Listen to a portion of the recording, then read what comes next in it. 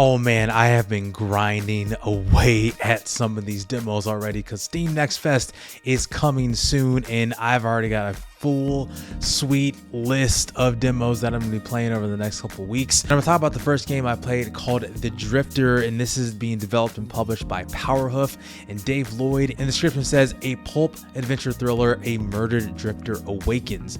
Alive again seconds before his death, hunted and haunted, help him untangle a mad web of conspiracy in this fast-paced point-and-click thrill ride.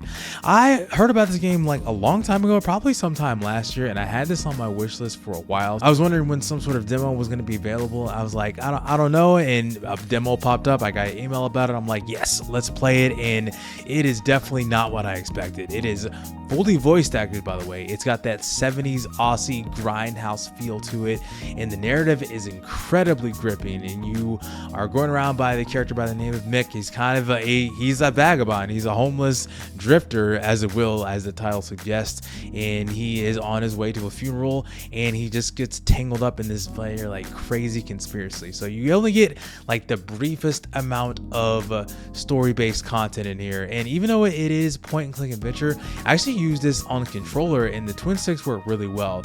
And what's great is that he is narrating the actions that you're taking that correspond with what is happening. Like toward the very end of the demo, at least, you are thrown into an ocean, and you get to the point where you are about to die, and actually describes you dying, and then when you respawn or regain consciousness or continue, it actually talks more about that and continues on. The narration fits what you're doing. So yeah, really awesome. The pixel art is amazing. It's really impressive what you can do with pixel art these days, and they're cooking with this game. I'm excited to play more of this game, and it's going to come out pretty soon. It comes out on July the 17th, so play the demo if you haven't already. It is really fun. Again, it's pretty short, but you can kind of get a sense, kind of a good vertical slice of what to expect when it comes with this game.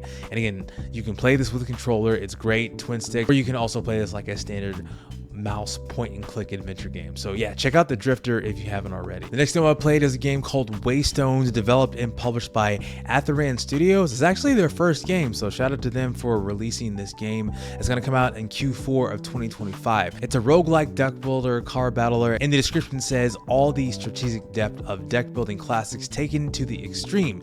Manage combat and a tactical map, pursuing divine boons and avoiding the deadly spread of corruption in Waystones, a turn-based roguelike deck builder.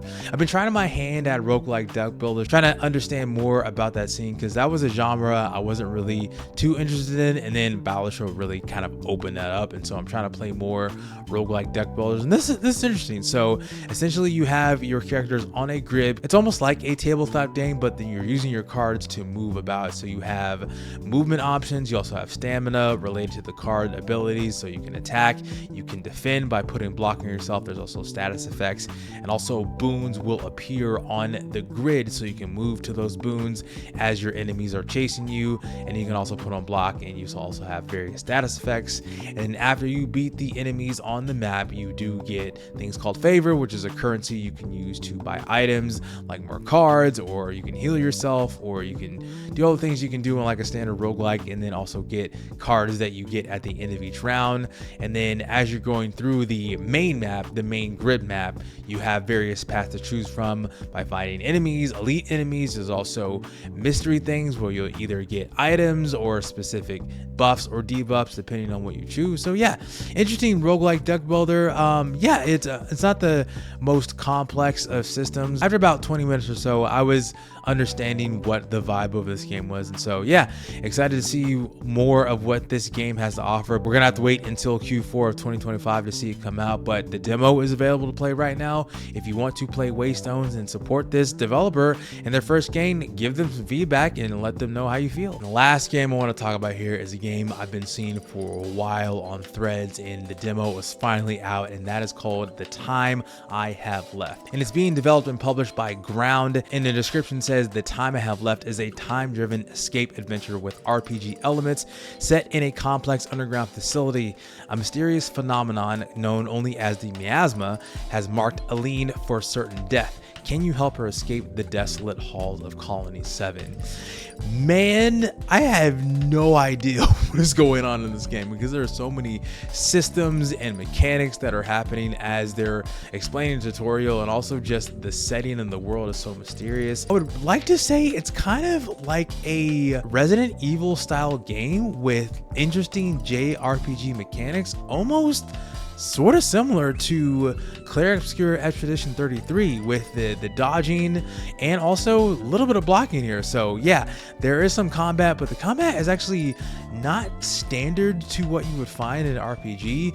The mechanics are not even standard to what you would find in an RPG. Like your bars, you have a willpower and tension bar, and the enemies, you don't even have to completely defeat them to win the battle. You basically have to survive until they give up chasing you. So you are running around in this facility, you are discovering things about this mysterious colony that you're in. You're gathering items. You really do have to search for every nook and cranny to actually know more about the story and get more lore. And it also actually relates to skills that you get as you discover more things in whatever room you're in.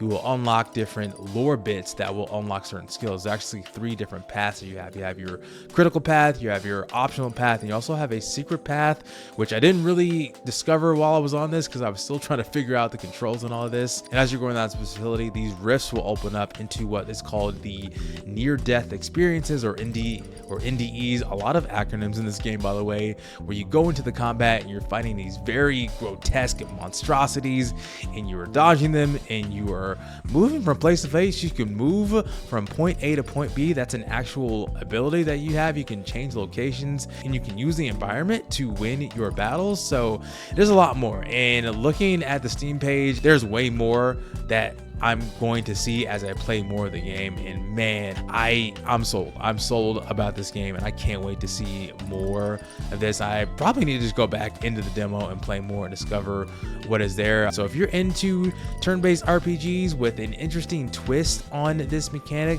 something more cerebral, something more psychological, a little bit more horror-based elements, I highly recommend checking out The Time I Have Left. I can't wait to see how this game is going to pop off whenever it releases. No release date on it as of right now. It has to be announced on the Steam page, so not even like a Q4 or Q2 or anything about that. The demo at the time of this recording is still available right now if you want to try it out and play it.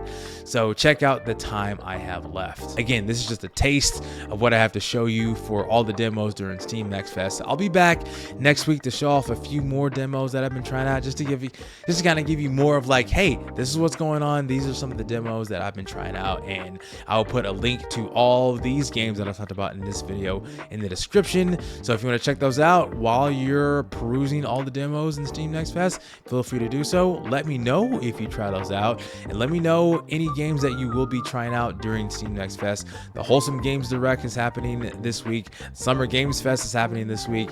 I believe Best Indie Games, aka Clemmy, just had his summer showcase. So yeah, this hot gamer summer continues, and all these games and demos are coming out. It is a fantastic time to be a gamer right now, and it's a very great time to be a gamer, a very busy time to be a gamer if you're covering games like this all the time. And so I'm just excited to just play more games, play more demos, and I'll be back with more of that on the channel. And if you want to see more of that, be sure to like, share, and subscribe to it. My name is Chike, and I will see you on the next one.